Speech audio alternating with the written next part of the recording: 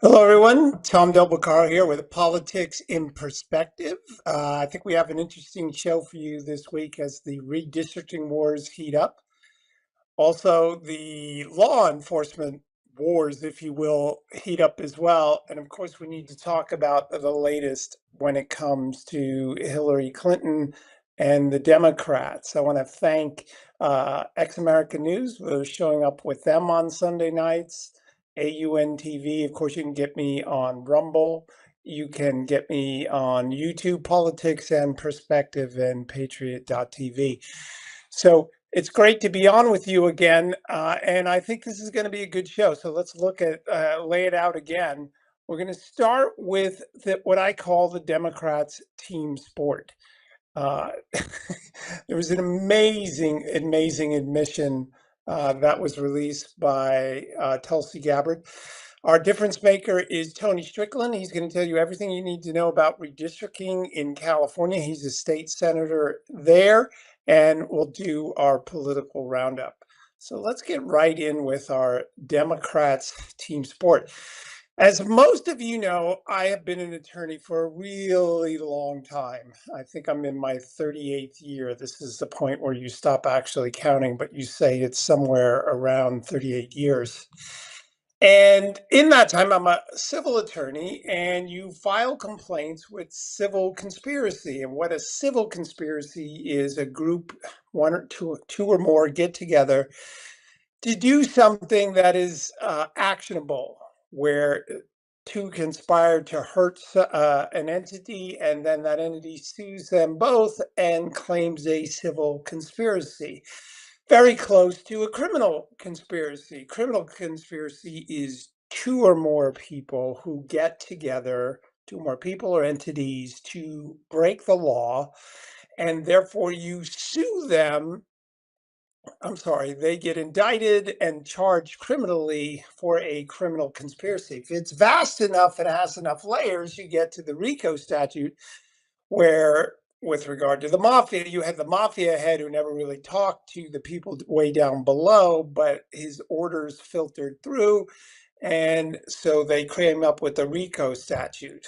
Interesting to see what will happen, because the news that is out is that the grand jury has already started looking at this evidence. The question is, where are they looking? If they're looking in DC, that presents a problem, because DC juries are so Democrat that they would never really indict or send Hillary to jail or convict her. Same of some of the others. If it's in Florida, where potentially the last act occurred of the conspiracy, you have a much better shot. But what really want to talk to you about today is that, in general, conspiracies are proven by circumstantial evidence. Direct evidence is when you have a video of something, or someone that directly admits, I killed the guy, I shot the guy, there's a video of me shooting the guy. That's direct evidence. Circumstantial evidence is, well, he had been to that person's house, he had told someone else he didn't like so and so. Normally, conspiracies, you don't have the person saying, we all acted together to do this. Instead, in the civil conspiracy or the criminal conspiracy context, you have, well, they all met one day. You don't have the evidence that says, oh, we're going to do this, but it's circumstantial evidence. They were all together. It's a piece of the puzzle, which brings me to the piece of the puzzle that I'd like to talk to you about today. If we can bring that up on the screen, this amazing admission from James Clapper. Now, his quote is at the bottom. He wrote this in an email. I still can't even believe they put this stuff in writing. James Clapper, this is one project that has to be a team sport. Now, if you look above the definition of a conspiracy, unlawful, harmful, or evil plan formulated in secret by two or more persons, a plot. Now read again. This is one project that has to be a team sport. Never in my 38 years have I had a case where they actually said, oh, this is going to be a team effort. And that's what James Clapper did here today. He literally said, we need to do this all together. And of course, the context of this is December, before Trump is to get into office. He has won the presidency. And it had come down through the intelligence agencies that they didn't have proof that Russia sided with Trump. Obama didn't like that conclusion. They knew Hillary had cooked it up. So they have this meeting, and Obama says, basically, I know you're going to go find something for me.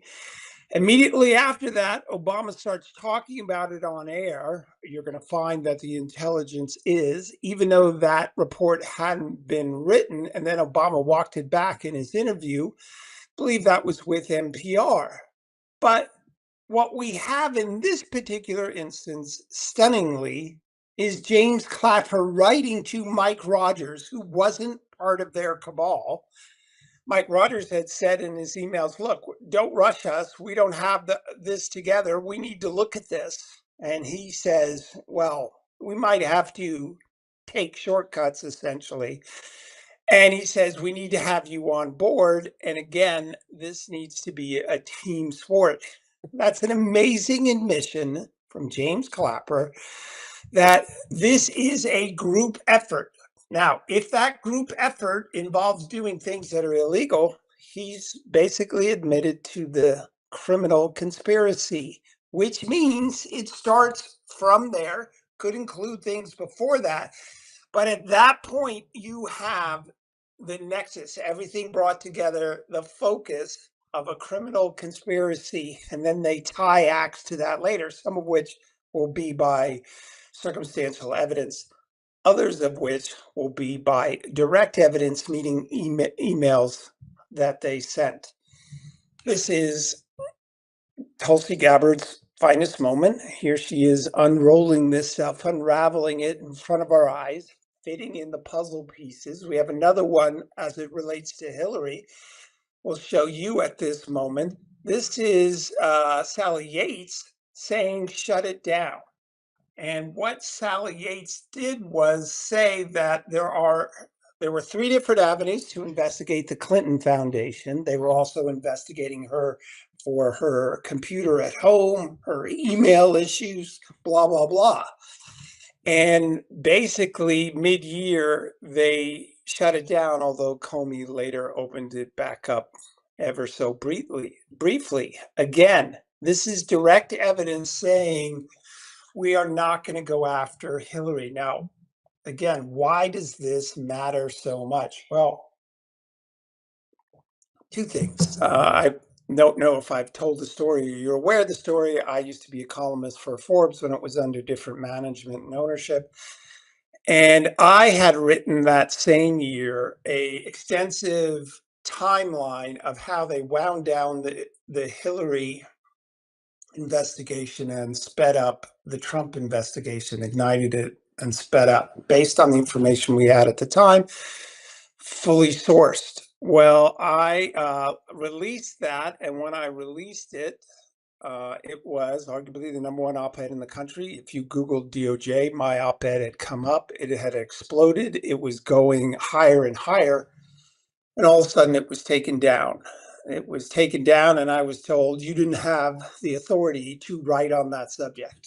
Well, I had been writing on all kinds of subjects. No, at no time could I only write about California, which they eventually said you can only write about California. So they had reached even me.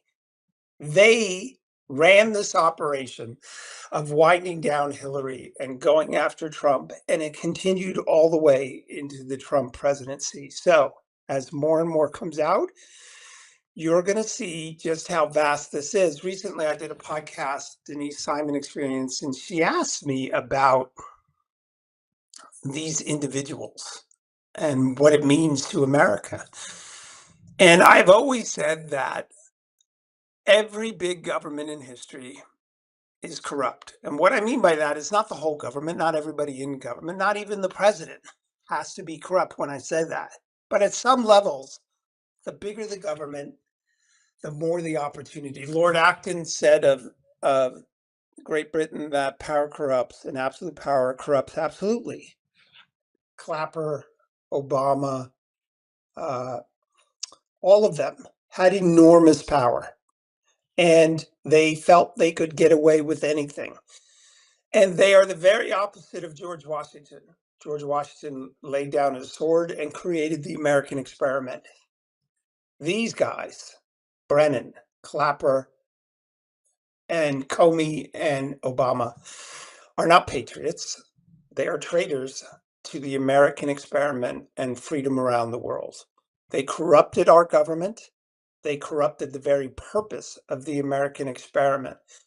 And it is very important that in full detail, all of this is disclosed. And if there is an opportunity to put someone behind bars, that needs to be taken, because freedom is, as Reagan said, never more than a generation away from being lost.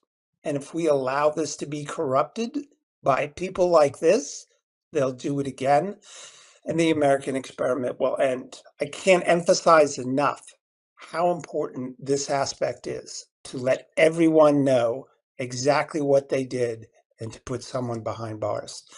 That's my opening statement. Next up on Politics in Perspective, we're going to have my good friend, State Senator Tony Strickland, who will tell you, Strickland will tell you everything you need to know about redistricting in California and about Gavin Newsom and, frankly, how weird he is. We'll be right back.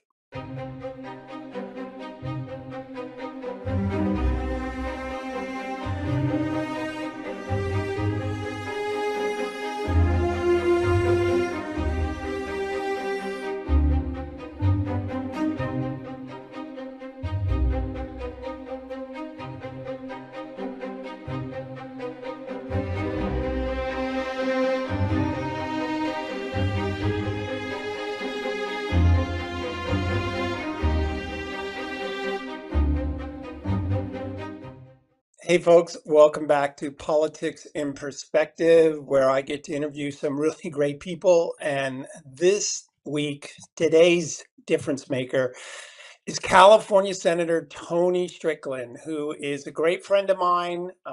He is to blame for my career in many respects because he supported me very early on. If we can bring Tony in, he told me, don't run for assembly or senate. You'll make a bigger impact with your op-eds and otherwise. He got me on radio. Last year I did 600 radio and TV shows, all because of you. This is Tony Strickland. Now, folks, before he says too much, this guy has served under 5 California governors, but not all of them like him. And particularly, I remember this guy, Gray Davis, who refused to release his government contracts in the energy crisis.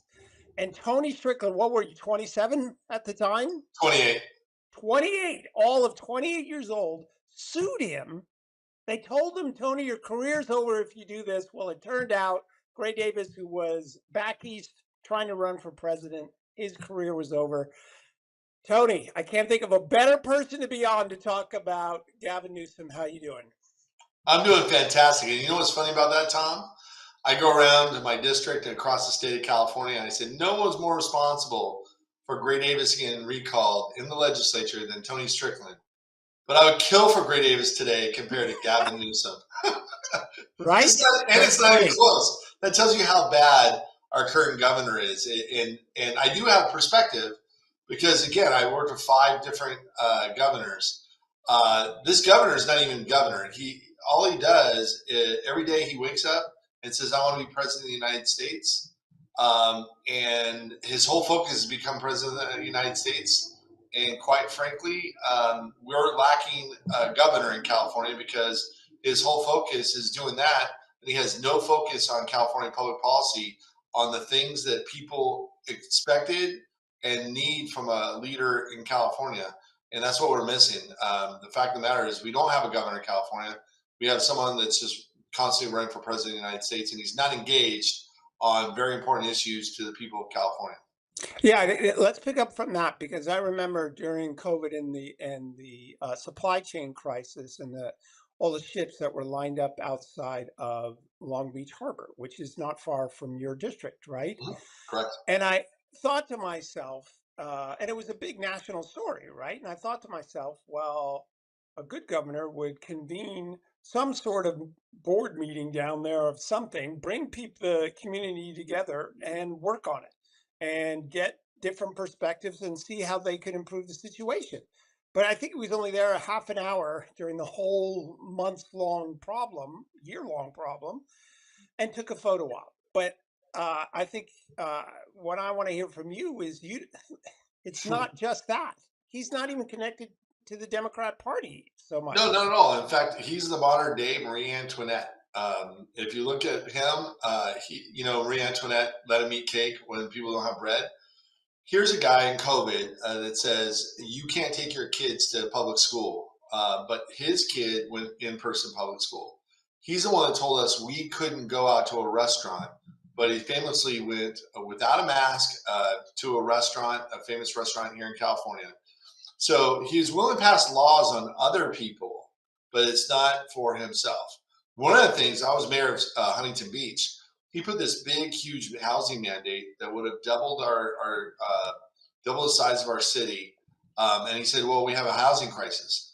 But when he mandated all these, suburban cities in California to try to make them urban, when you look at him, his home county had a zero mandate where he lives. And by the way, he's in the wine business. Napa had a zero mandate. So again, here's the modern day Marie Antoinette. He doesn't care what the people think, and he's someone that will pass laws on you that he won't adhere to himself. And I think that's the worst kind of leader. So also he doesn't he's not regularly at the Capitol mixing it up with senators listening to he doesn't bring leaders like you in. I've never seen anything like it. And not just as a Republican, he doesn't talk to the Democrats either. He isn't engaged in public policy. I'll give you a story. Like when I was serving with Jerry Brown, I'm at this little event across the street at a restaurant, and Jerry Brown would walk in, look, search for you, and talk to you about some kind of issue or policy that you're working on. Gray Davis called me down to his office all the time to go over different things, even though he didn't like me. He still brought me in because he knew I was a major leader in the Republican Party and he wanted to negotiate. Arnold Schwarzenegger was famous for having a cigar tent and inviting people down to the cigar tent to try to talk to Democrats and Republicans. Every governor works to try to have relationships with policymakers in the legislature. And even my Democratic colleagues say they don't have a relationship with this current governor, and he doesn't engage. One of the examples, he was on a podcast and said he thought it was wrong for men to play in women's sports, and he admitted it was wrong on a podcast. But then, literally the next week, there was a bill to outlaw that, and he didn't engage at all. So that's a par for the course for our current governor of California. In fact, I'm counting down the days until he leaves California. And God help us. It'll be easy to beat him nationally. All you have to do is tell everybody across the country, look at the gas prices in California and say, do you want that to come to your state? Or any of the problems. Go look at San Francisco's homeless problem that he said he would solve a long time ago and say, do you want that to come to your state? He ruined San Francisco. He's really very destructive in California. The last thing we can have is Gavin Newsom at the national level. All right, so let's talk about it because I call it Gavin's Gambit because this past week he held the press conference for the quote redistricting of California to save democracy because if we don't stand up to the Trump administration, yada yada yada. Now, for listeners who don't know, California amended its constitution years ago, some 15 years ago, to create a quote independent commission. Now, I wish it was purely independent. It's not, but it's way better than in the hands of the Democrats who dominate this state.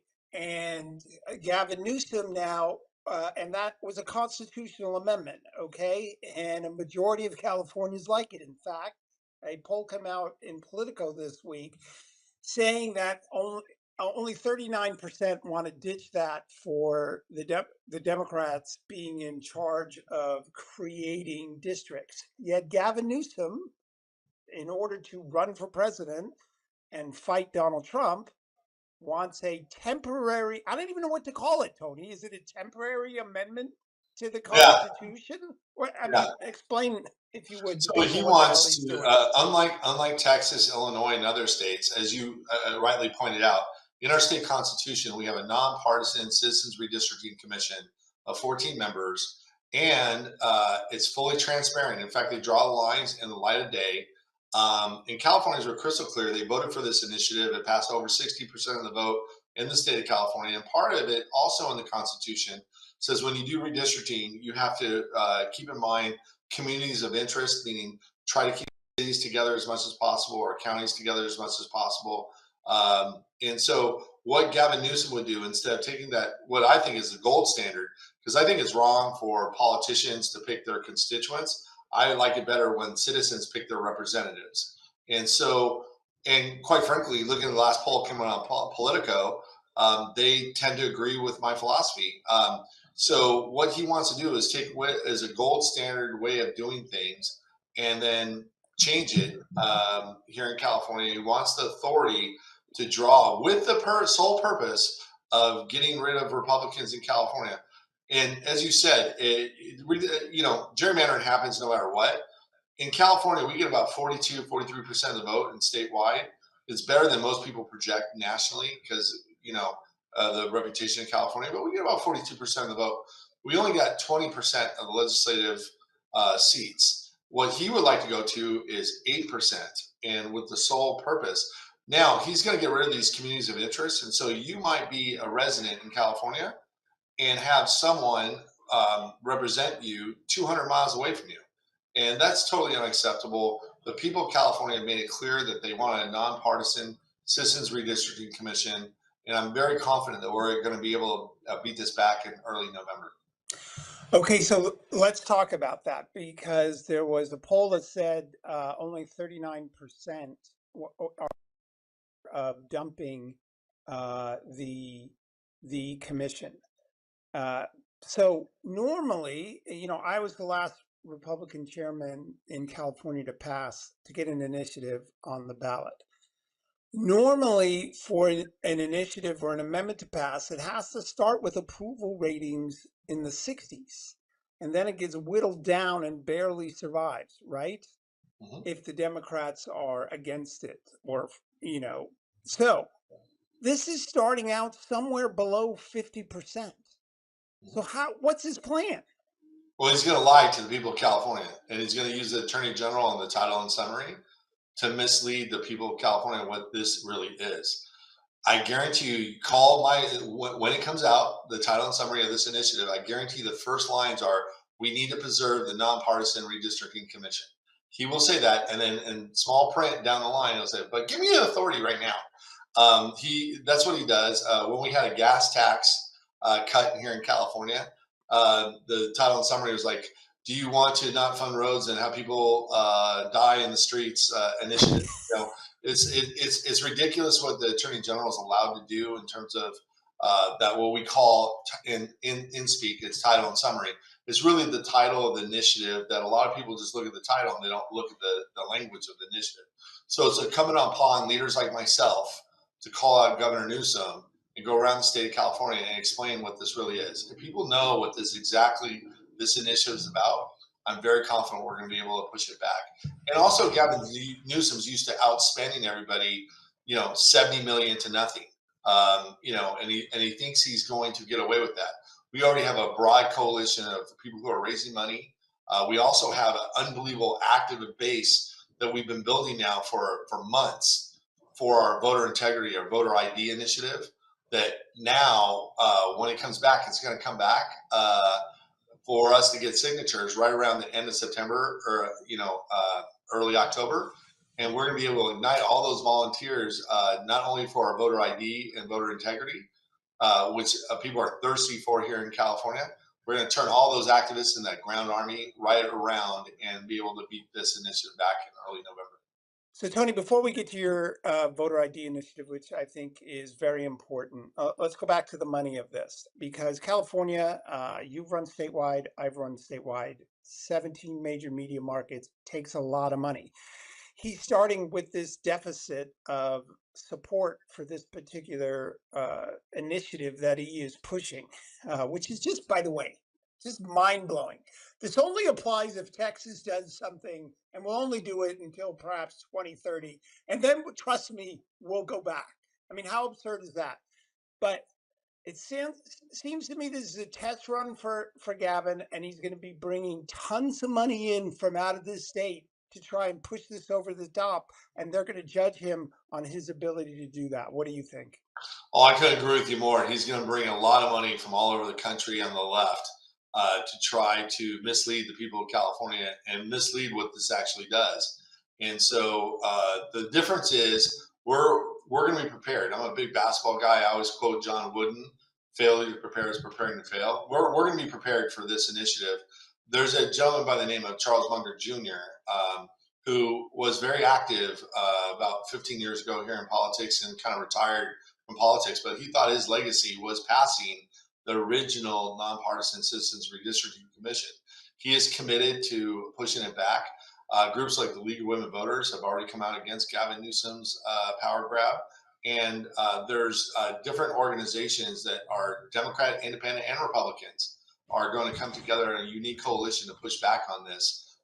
Unlike other initiatives that Gavin Newsom has pushed in California, there's actually going to be money on the other side. And so I'll be tirelessly raising money up and down the state of California, and many others of my colleagues will do the same. But this is going to be an initiative where he's used to outspending his opponents 6, 7, 8 to 1. I don't think that's going to happen here, and I believe we will have the resources to set the record straight and hopefully end Gavin Newsom's career once and for all. All right, folks. So Tony Strickland is a hero for another reason. They have voter ID in Huntington Beach, California. There's not many places that cities where you can say that in a in a deep blue state, which California may become if this initiative passed, the redistricting. Tony, tell us a little bit how that came to be and the fact that you're supporting an initiative for voter ID statewide in California. Yeah, so when I was mayor of Huntington Beach, I looked at some of the other things like up in San Francisco and Berkeley and some crazy areas where they have illegals that vote, or they have prisoners vote, or they do these things called choice voting and different kinds of systems, and they're allowed to do that in their cities. And so I said, you know what?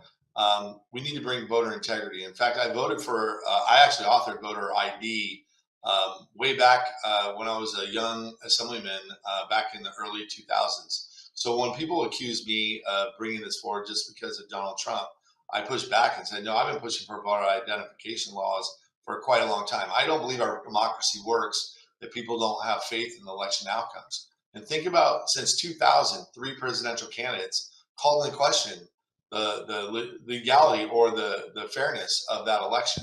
So our democracy doesn't work, and voter ID is one of those issues where it has over 70% approval rating, Democrats, Independents, and Republicans. The only people against voter ID laws are Gavin Newsom and state legislators in California. And their argument is, you're just trying to, lower participation in elections. Everywhere voter ID has passed, one example most recently in North Carolina, they've actually had higher participation in the very next election. So as mayor of Huntington Beach, I authored a voter ID initiative, and we actually brought it to the people of Huntington Beach. The Democrats, Governor Newsom came out against it. Attorney General Rob Bonta, they attacked me. They said that they were going to attack me in the courts. But we ended up getting passed by the people in Huntington Beach. Rob Bonta sued, the state of California sued along with Governor Newsom. And we've now beat them twice in court. It's very clear in our Constitution. It says we have a right to bring about those local elected laws. And we're actually the first state in California, or first city in California. We are going to have voter ID law here in Huntington Beach, California, in 2026 election. Now, I want to take what we did in Huntington Beach and pass it across the state of California. So I'm working with Assemblyman Carl DeMaio, who's chairman of Reform California, a champion over on the assembly side, and we are joint authors of the initiative that's going before. If we get 1.2 million signatures, it's going to be on the ballot. And as I said before, it already has over 70% approval rating. If we get this on the ballot, I'm very confident we'll have voter ID law here in California. And I think that's a game changer. I always say, I went back to the state Senate to make California golden again. And we're one leader away from prosperity. And we can turn the state around. And a big part of that turnaround will bring voter integrity laws and voter ID to California. So, Tony, first of all, tell people where you want them to go online to help out with this particular effort, because they can download a petition, can they not? Yes, they can go to Reform California and download and volunteer to either say I want a petition, or I'll go and organize in my local church or my local organization and get signatures for you. We have a groundswell army, or just sign up and say I'll sign. And if you do that, you're going to get the minute we get the paperwork back from the state of California, which is right around September 25th to October 1st. By the way, we have a groundswell of volunteers already. Last night in Huntington Beach, we had over 80 volunteers. And what they're doing is handwriting each person. We have a 1.2 million mailing going out the minute we get that paperwork back. And they're handwriting on there the address, and on the bottom it's going to say urgent, open immediately. They're highlighting it, and those are all ready to go with all the information on how to fill it out. All we're going to do now, we have all these letters ready to go. And once we get the petition, we're going to put it in there, seal it, and mail it right away, because we only have a short amount of time to get enough signatures to qualify for the ballot. I'm very confident we're going to qualify this for the ballot. And Tom, I'll tell you, we worked together on the recall of Gray Davis movement. You saw the electricity that we had when no one said that we can recall Gray Davis. You and I worked together. We traveled the state together, and you saw the electricity among our volunteers. I haven't seen that kind of electricity until now. We have that same kind of electricity because people want voter integrity and they want voter ID in California. And I always say it's going to be an earthquake politically, like 1978. If you remember, there's two authors of that initiative in 1978, Howard Jarvis and Paul Gann. And so we're trying to do our generation to take this state back and make it more common sense. I said when I ran for the state Senate, my tagline is I'm going to bring common sense to a place that has no common sense. Well, I can't argue with that. So again, what's the website again? Go to reformcalifornia.org. Okay, so let's talk about the legislature and common sense. I've always said, and I'd like your point of view on this. I always said that San Francisco's so radical, and Nancy Pelosi's a moderate there. Sacramento's so radical that Gavin Newsom isn't the most liberal. What's your thoughts now that you're back there? I couldn't agree with what you just said. I always say the Democrats in my district are far different than the Democrats in Sacramento. Again, Democrats in my district, they have a little bit more common sense. For example, let me give you one crystal example of how out there they are in Sacramento. As you know, we had an initiative this last November called Prop 36. It made crime illegal again in California. It stopped this ability for people to do smash and grabs and be able to go into a store, restaurant, or whatever and steal up to $1,000 and not get prosecuted. And so we want to make crime illegal again in California. And so Democrats, Independents, and Republicans came up with Prop 36. They campaigned. Gavin Newsom did every maneuver that he could possibly try to do along with the legislature to keep it off the ballot. They weren't able to keep it off the ballot, and it went before the people of California. The people of California voted over 70% of the vote for this initiative. And I can't recall the last initiative that's done this. It passed all 58 counties. Even the most liberal counties of Marin and San Francisco voted affirmative of Prop 36. And what's the response from Gavin Newsom? Gavin Newsom says, I'm not going to fund it. He doesn't care that 70% of the voters voted for it in all 58 counties. He said he couldn't come up with the $400 million for Prop 36. And so I find it interesting that he's willing to find the money, $200 million to $250 million, to do this power grab for this redistricting, but he couldn't find that same money for Prop 36 that can make crime illegal again and support law enforcement and make our communities safer across the state of California. That's one example of how out of touch Gavin Newsom in the legislature is. And people need to know uh, the budget of California is how much right now? So the last time I left, it was $98 billion, just a little over 10 years ago. It has tripled in the last a little over 10 years. And you would think if you would triple, by the way, population's gone down first time in California history since the gold rush. So not only did you triple the budget, you would think if you tripled the budget, you would solve a lot of problems, right? Wrong. Um, Gavin Newsom spent $27 billion on homelessness, and it actually got worse, not better. And he misplaced a lot of that money. And for example, high-speed rail. He puts billions and billions of dollars in this high-speed rail. It was sold to the people of California as a $33 billion project to go from San Francisco to Los Angeles. And it was supposed to be done in 2020. Where are we today? They already spent that $33 billion. They haven't laid down a track of train yet. Now they admit they're not going to send it from San Francisco to Los Angeles. This is going to be a train from Merced to Bakersfield at a cost of over $128 billion.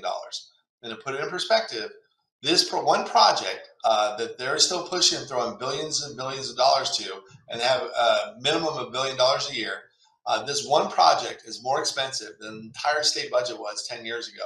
The whole enchilada, CSU, UC system, prison system, water system, highways, everything was less expensive than this one project. And this one project is a train that goes from Merced to Bakersfield. It is the biggest boondoggle in a public project in world history. There's no question. This is one of those things. Again, they're happy to spend your money. They triple the spending. They don't have a lot to show for it because homelessness is worse, not better. We have a crumbling infrastructure. We can't do the basics. The basics. Look at the fires that we had here. We had 3 of the most wettest years with our snowpack. And when those firefighters tried to put out the fire, they went to the reservoir, and the reservoir was empty, no water. They tried to open the fire hydrant. When you open a fire hydrant, you expect water to come out. It was empty. And you can't make this stuff up. Literally, you can't make this stuff up, but it's absolutely true. These folks don't know how to govern. They don't fund I think the most essential role of government is public safety, but they don't deliver in transportation infrastructure. You want to talk about something crazy? They want to outlaw gas-powered cars. And thank God for the Trump and the administration that came in and nixed that, because let's look at this one. Besides freedom, what everybody should have, that's the basic, that people should choose the car that they want, right? The worst thing that happened in California is everybody go buy an electric vehicle and plug it in at the same time. We don't have enough energy capacity right now for our population, not alone adding everybody to add an electric car and plug it in at the same time. We have rolling blackouts everywhere. That's number one. Number two. But Tony, stop right there. Okay. Hasn't much changed since Gray Davis. How's that? Yeah, no, it hasn't. We need to bring in more energy capacity. It has not changed since Gray Davis. And that's what I'm talking about, going back to the basics. Go back to the basics and improve our grid and bring in more energy and be energy independent. That's number one. But, going back to this, in order to meet this mandate, they would need 2.2 million charging stations in California. We have less than 200,000. So it's just crazy. And again, believe in freedom. Even Antonio Villaraigosa, who's running for governor on the Democratic side, is going around the state against this policy, saying not everybody in my district can afford a 40 to 60,000 new electric car. Again, Marie Antoinette, that's Gavin Newsom. Yeah, and not to mention, if California wants to stay competitive in the future with data centers, we need far more energy than we do now. And remember, when he put that through, they said, "Well, don't plug in your cars in the after." Yeah, no, there's advertising for those that are not in California that watch your show. We always have these paid advertising. Please don't use energy when you're awake. Do your laundry in the middle of the night because we don't have enough power and we have rolling blackouts. And I've been to ISO where we have a heat wave. They move energy back and forth because we don't have enough. And so we need more energy capacity. We need to be We have the ability in California, again, for greatness. All we have is we need a leader. And when we get a leader, we have prosperity again. Because we have the ability in California to be energy independent. Here in California, we have a great economy if we have a leader, because we have a diversified economy, and so I do think California's best days are in the future, but it will take a leader to get back to the basics, to make it golden again. And two of those things are defeating this redistricting and bringing in voter ID. Tony, tell everyone where they can follow you and what and how they can help you. So, Tom, I would just have your listeners and go to the website that's below my name right now, and I would love their interaction and to be able to build a conversation with your viewership. And I'll tell everybody, man, I believe in you. I've always believed in you, and you're amazing, Tom. You're someone who really makes a difference. You're a deep thinker. You're someone who's a gem in the conservative movement. And I'm proud to call you my friend, and I really appreciate you having me on today. So, Tony, you're very kind. I want to say that I was skeptical when you ran for the mayor of Huntington Beach, thinking that you should be in much higher office, and you managed to turn that job. You cleaned up homelessness. You did the voter ID. You managed to step down and create a national sensation, and now you're in Sacramento. So, folks, please follow Tony Strikland. He's still younger than me, even though he's got some gray hair on me. And he plays much better basketball than I'll ever play.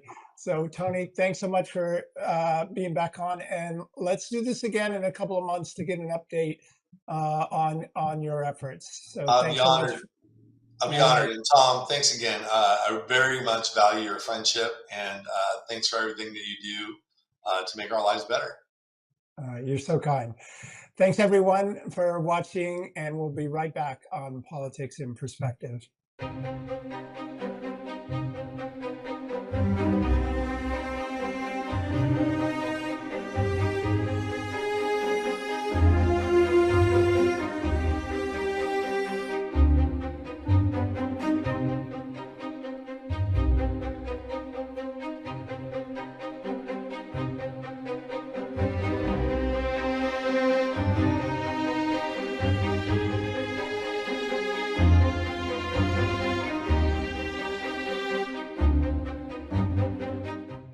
Welcome back, everyone, to Politics in Perspective. Hope you enjoyed that and know everything you need to know so far about Gavin Newsom's gambit on redistricting, and also why you should never, ever consider him to be president of the United States. He needs to be stopped now, and defeating this redistricting effort and putting voter ID on the ballot is a good way to do that.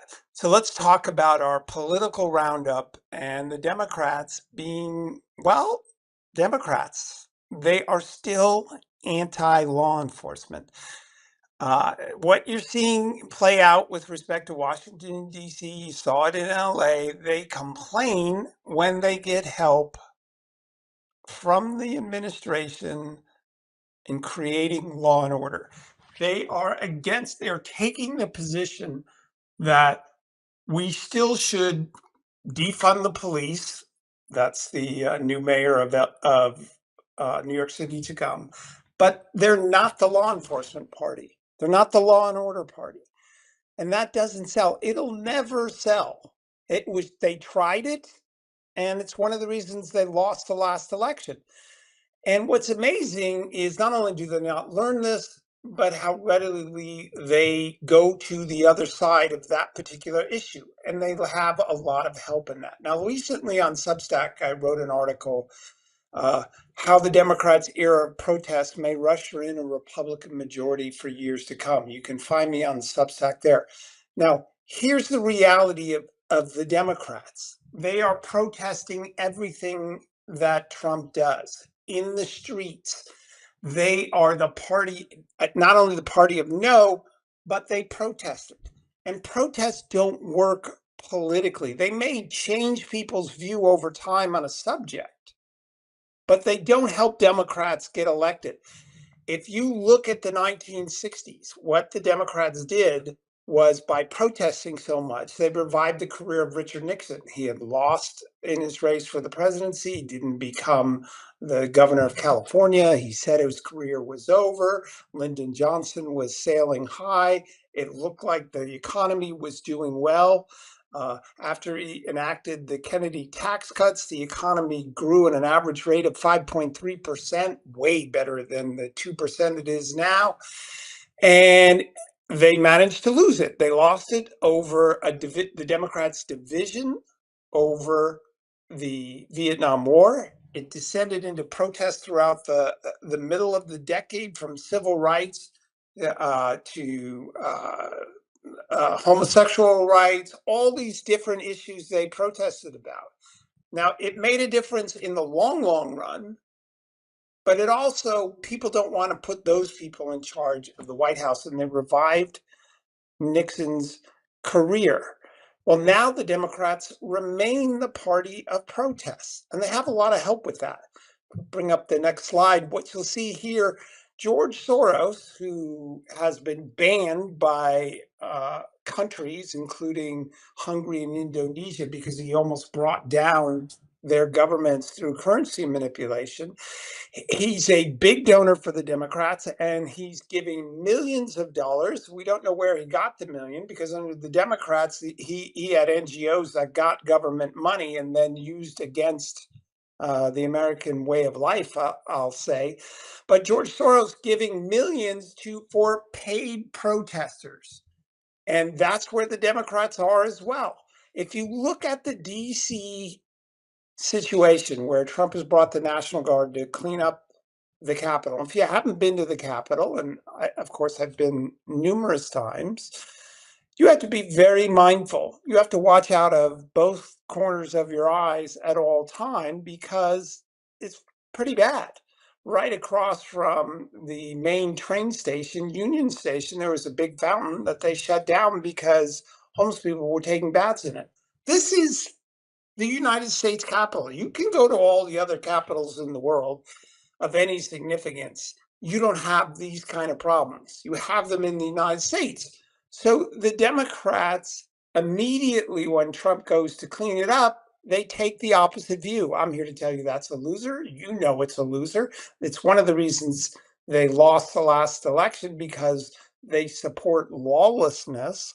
And here we have this situation where they go and protest the Trump placing people, National Guard, in the nation's capital under his authority to try and crack down on crime. And if you watch the videos of these people, the protesters, take a good look at who they are.